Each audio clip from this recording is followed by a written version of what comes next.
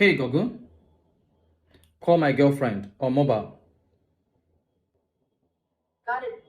What's your girlfriend's name? So in this video, I'm going to show you how to use Google Assistant to call your girlfriend without touching your phone.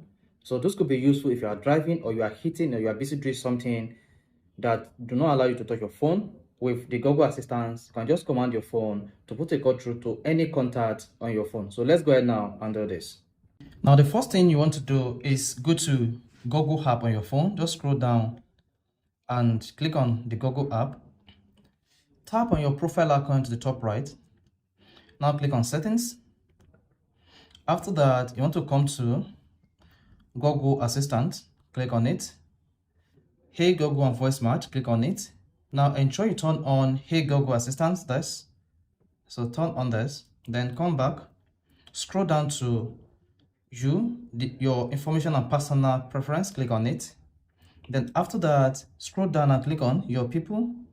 Click on add person. Then select the name of your girlfriend. So in this case, I'm going to select the name of my girlfriend. So click on how you are connected. Then scroll down and select girlfriend. Click on add. Then you see my woman is added as my girlfriend. So let's go back now and try it again.